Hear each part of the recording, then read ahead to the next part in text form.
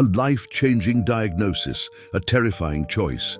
But everything was about to change. Watch this true hospital story of fear, love, and an unexpected miracle. Ashley was 27 when she felt a small lump in her left breast during a shower. At first, she thought it was just hormonal, but the discomfort didn't go away. And after her boyfriend John insisted, she finally scheduled a doctor's appointment. At the clinic in Miami, Ashley was sent for imaging and days later a biopsy. The doctor, Dr. Christopher Krareka, a white man in a white coat and glasses, was the one to deliver the devastating news: breast cancer. Ashley's world collapsed. Her mother had survived cancer, but only after a total mastectomy. Was she facing the same? John gripped her hand tightly and promised to stay with her through it all, no matter how hard it got. The next days were filled with tests, counseling, and the surgery date. The decision was drastic: removal of her left breast. Ashley cried when she signed the consent. She felt like a part of her identity was being taken. Even devastated, she began to prepare. She cut her long black hair short, a symbolic act of strength.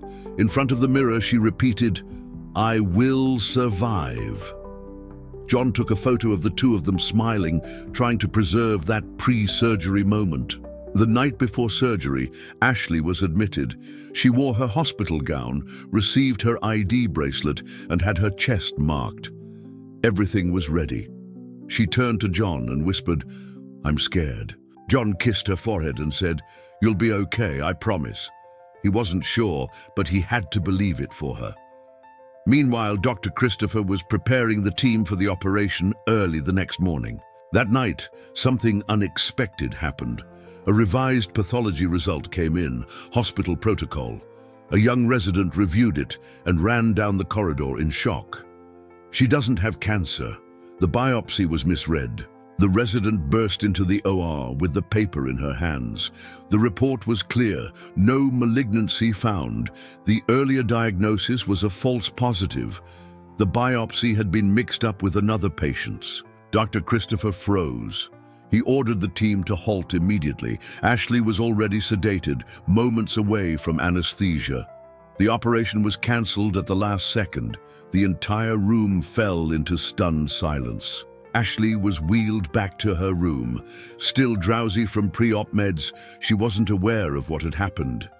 In the waiting area, John paced nervously when a nurse approached him. "The surgery was cancelled. We need to talk." Later that afternoon, Ashley was awake and alert. Dr. Christopher entered the room with the resident and a file in hand. "Ashley, we owe you an apology. You don't have cancer." She blinked, confused. Ashley couldn't believe it. "What do you mean?" He explained the lab error. A flood of emotions overcame her: relief, disbelief, then tears.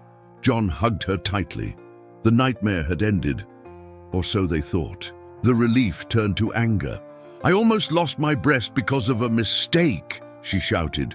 John tried to calm her, but her trust in the medical system was shaken. She felt violated, emotionally and physically. Dr. Christopher stood there, clearly shaken.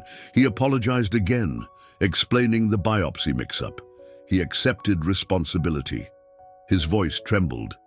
"You deserved better," he said, eyes filled with remorse.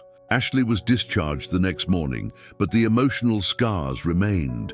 In the days that followed, she cried often and suffered anxiety attacks. John never left her side, always reassuring her with calm words and loving gestures. She began therapy. What was supposed to be cancer treatment had become a psychological trauma, but each session helped. She started walking in the park, slowly returning to work. Her smile came back, little by little. The hospital launched an internal investigation. Dr. Christopher was temporarily suspended, but cooperated fully. He sent Ashley a handwritten letter, sincerely apologizing. "No excuse will ever erase the pain I caused," he wrote. Ashley read the letter, tears returning. He could have covered it up, but he didn't. For the first time she considered forgiving him. John gently said, "He did the right thing in the end, just like you would have." Months later, Ashley filmed a video telling her story. Sitting in her bedroom with soft light on her face, she said, "They nearly removed my breast because of a mistake.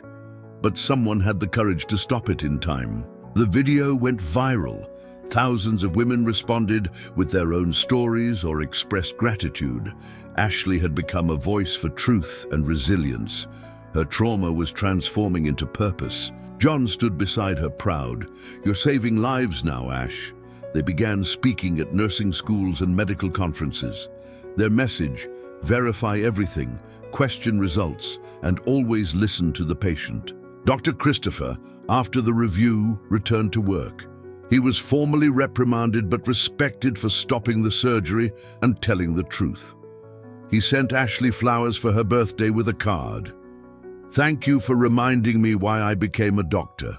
Ashley chose not to sue the hospital. "I don't want punishment, I want change." She founded an organization to support victims of misdiagnosis.